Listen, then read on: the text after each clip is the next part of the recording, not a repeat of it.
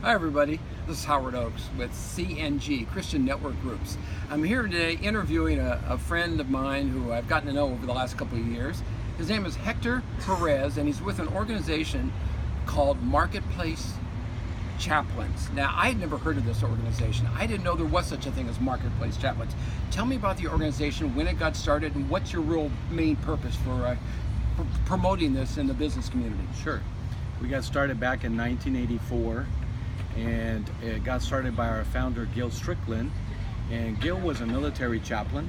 He had retired, and he came into Texas, wondering what his next calling would be in light of the Lord. He loves the Lord, and the Lord put it on his heart to speak with some business individuals to talk about possibly having a chaplain in the workplace, because that was missing.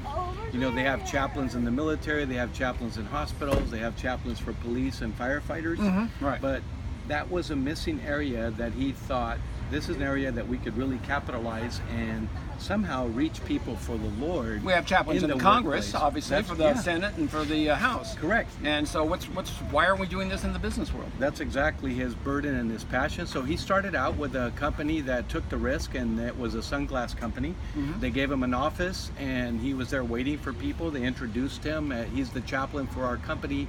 Nobody came to see him, unfortunately. So he thought, hey, I'm going to change up a little bit, talk to the owner, and he began to walk through the premises and build relationships with team members. And as he started to do that, then little by little people began to trust him, and that was the key thing. He began to build trust. He helped some employees with personal issues, and from there it just started cascading and growing because more employees began to come to him for help. He wasn't there to preach, he wasn't there to proselytize, he wasn't there to push any faith on individuals. He just treated them and cared for them like normally. Right. And that opened the door for Marketplace Chaplains, and that's how it got started back in 1984. That's amazing. So that's 34 years now. Correct. And what has been the main goal of a chaplain in the business world? Is he dealing with the employer? Is he dealing with the employee? What exactly are his purposes there? That's a very good question. That's why I asked it. Yeah. I'm very good at that. Yep. Our mission is to bring the love of God into the workplace through chaplain teams. Our premise is care through loving people. Okay. And so we come in and care for employees. Chaplains are assigned to a company, and so they have to be qualified, they go through training, etc. But chaplains, once they're assigned to an organization, they'll be assigned a certain amount of hours per month so that they could go on a regular basis and start developing those relationships. And they'll first of all connect with the leaders, the owners of the company, because we want to be an extension of their heart. Right? We're not going to replace the leaders. We're not going to replace HR. We're not going to replace those individuals. We're going to be an extension of their hearts. But we're going to reach people to care for them, because the owners value, and they realize that people are their greatest asset. So chaplains build relationships with the company owners, the leaders, the managers, supervisors, and employees.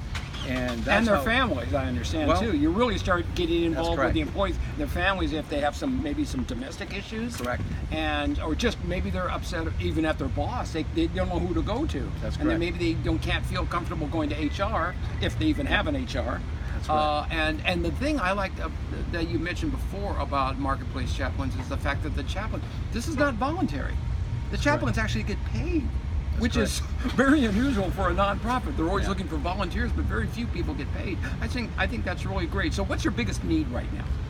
My biggest need is chaplains that really know that God has called them to have, they have a passion of care. They really have a passion for people in the marketplace. It's more than just, hey, I'm a good Bible teacher. Yeah. That's not what's needed in the marketplace. You can see what's happening today with so much division, so much political, bipartisan issues. Our goal is to come in with really to be those caregivers, and the need is for chaplains that really have a passion to make a difference in people's life through care, first of all, and then helping family members with whatever issues they're facing. But right? when you say chaplains, you really mean ordinary people to become chaplains. You're not asking for chaplains necessarily that are already chaplains. You're just looking for the average person who really has a heart for God, a heart for people, and they become chaplains. Correct. And so you develop them, and they develop their skills with working with you. Okay, tell me, what's the best way to get a hold of you if people are interested in becoming a chaplain with your organization? Well, the best way is go to our website, and I'll give you. It's a website that has our job postings. We have a lot of vacancies throughout the country, so we have a central website where individuals could check if there's a position available near them. It is paid ministry. It is not voluntary, and the reason for that, Howard, is because we do an extensive training program, and we put guardrails to make sure that we know what works and we know what doesn't work. Right? So it's very important that all our chaplains that are trained, they're going to learn to be care partners, and they're going to go by the boundaries where the guardrails that's going to help us to be effective, to be to be engaged, and most importantly, to get the type of results we want and the return on investment really is what it is for owners. So what is the website, phone number, what's that information? Website, you know what, it's a long website, and I'm going to show it here on the I'll show it here on the brochure, because this is, a matter of fact, just to let you know, we just put up this website, but you can see here the address is grnh.se/W4VJA1. It's a long one. It doesn't make sense, but it's really our greenhouse. It's called Greenhouse. It's our really where we track all of our candidates that apply for opportunities. So, how about a phone number? Just throw out a phone number. Sometimes that's easier to remember. Yeah, so if they want to get a hold of us, the best way to do that, if they're here locally, the best way to do it is to reach out to me, 714-883-1831. That's the best way. Okay, well, great. Well, look, also, if you didn't remember all that or didn't jot it down, you know me, Howard Oakes at Christian Network Groups and the Orange County Church Family Newsletter. Just contact me, 714-401-8813, and I'll be glad to refer you over to Hector and what he does. I've been knowing this guy for the last several years. Got to know him through a group called FCCI, Fellowship of Companies for Christ International. He's the kind of guy who says what he does and does what he says, and I'm just very thankful to him. So thank you, Hector. Appreciate it. Thank you. Look forward to seeing you again. Bye-bye now.